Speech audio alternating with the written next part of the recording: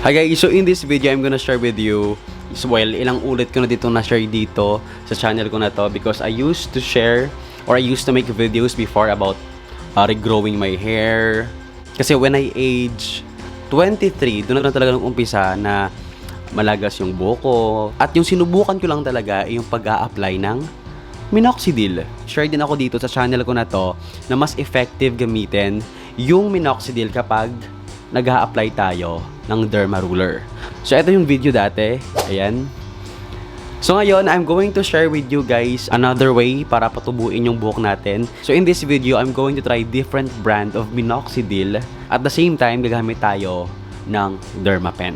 So, ito yung Derma Pen by Derma Roller Philippines. Ito siya.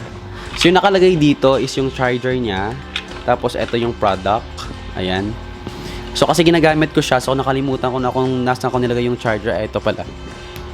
Ito yung charger niya. Kasi ginamit ko siya kagabi. Everyday ko siyang ginagamit. Yung mga needles. Ito yung mga needles na nagamit ko na. Ito siya. Yung box niya. Tapos, bakit nga ba ako nag-change from Derma Ruler to Derma Pen? So, at isa lang yung sagot ko dyan.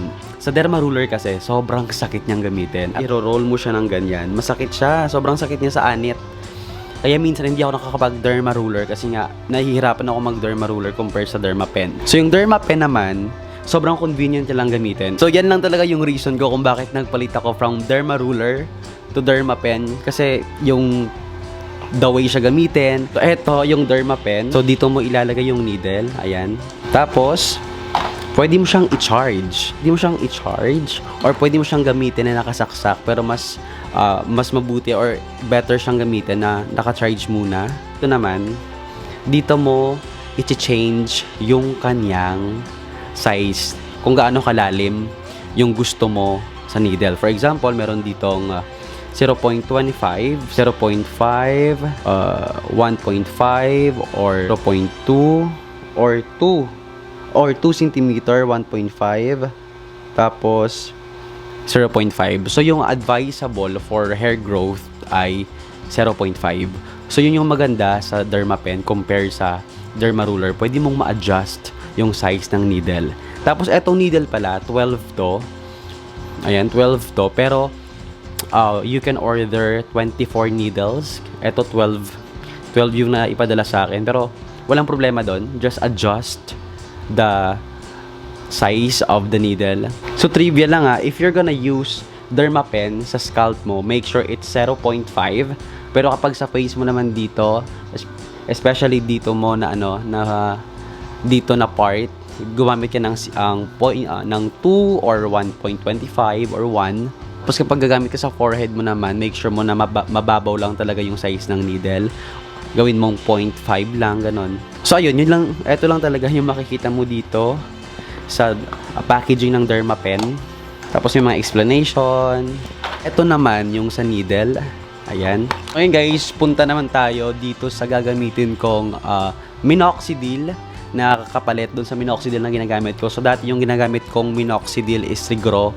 So ngayon, nagtry ako ng minoxidil topical solution. Itong Kirkland signature. Ito siya.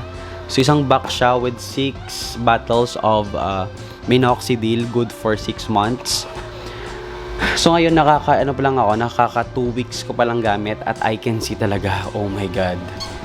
Ano ba yung na-experience ko sa paggamit ko ng derma pen after ng 7 days. So guys, bago ako gumamit nito, ilang months din ako na hindi nakapaglagay ng minoxidil because of my job. Minsan nakakalimutan ko na. Kaya doon nag-start yung hair loss ko again. Nagkaroon ulit ako ng hair loss hanggang hindi ko na talaga namalaya na sobrang nakakalbo na talaga ako dito. So ngayon, bumalik ako dito sa minoxidil pero yung first week hindi pa ako gumamit ng derma pen. Pero nung nag-second week na, ayun, gumagamit na ako ng derma pen. Effective kasi nagagamit ka muna ng derma pen bago ka mag-apply ng minoxidil para yung product talaga ay makapasok dun sa scalp mo at mas effective siya. First week ko na paggamit ng derma pen with minoxidil, yung first night, second night, medyo kumakati pa, meron akong irritation, pero parang normal lang yon kasi nga first time. Pero na-realize ko, dati kasi nung gumagamit ako ng minoxidil, after few days, nagkakaroon ako ng hair loss. As in, madami akong hair loss. Pero this one, after a week na paggamit ko ng minoxidil with Dermapen, wala pa talaga akong, baka hindi ko lang na-notice, pero wala talaga akong nakitang mga hair loss. Yung application ko kasi, every night siya kapag matutulog na ako, nagde-Dermapen na ako, tapos mag-a-apply na ako ng minoxidil. The day, pagka umaga, ayun na, sobrang tigas na ng buhok ko. Hindi na siya malagkit.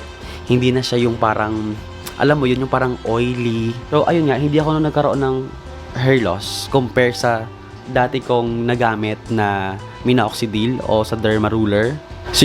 Siguro hiyang lang talaga ako sa paggamit nito. Pero siguro for 7 days ko ng paggamit ng Dermapen with minoxidil, wala pa talaga ako nakitang hair growth.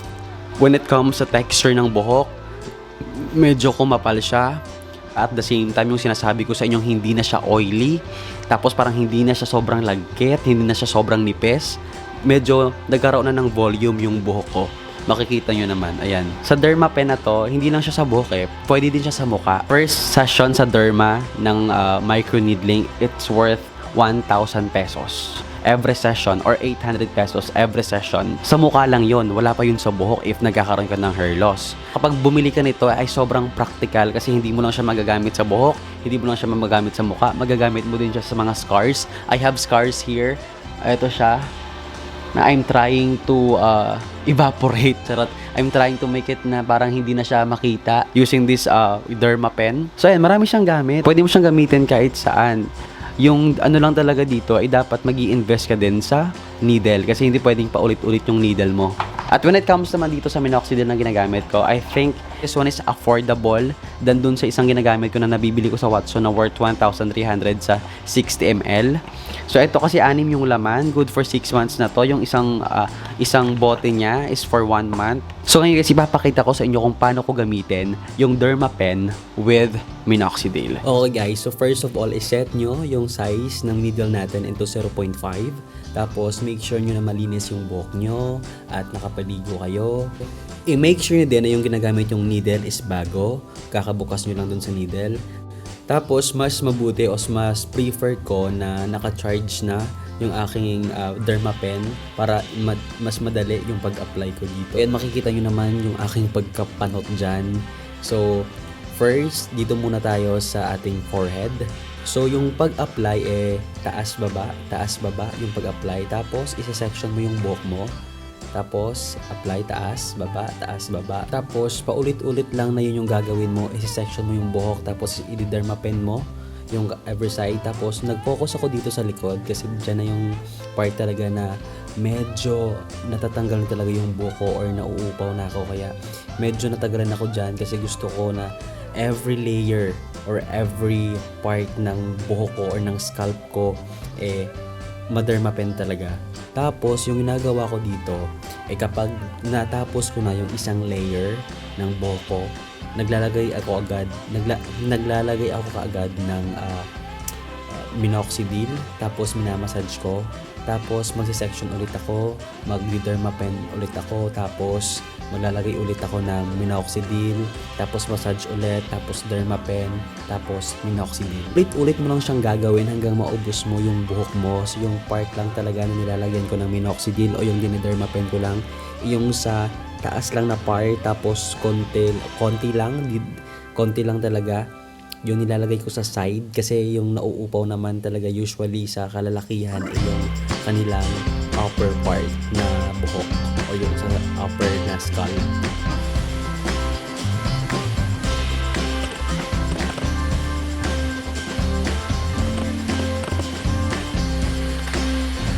Ay, kitang nasa ko.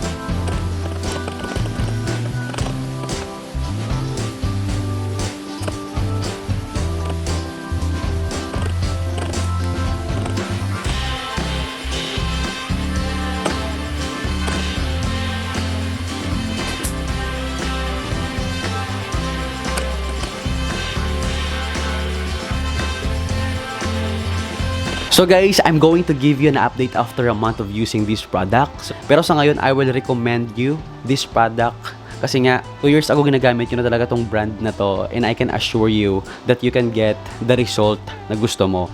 Basta consistent lang yung paggamit mo at yung lifestyle mo, then you should change it in order for you to have the result or yung outcome na gusto mo, which is yung magpatubo ng buhok. Guys, thank you so much for watching. For more videos to come, please don't forget to subscribe and hit the notification bell para updated ka sa lahat ng hanas at ganap natin sa buhay. This is me, Young Dave.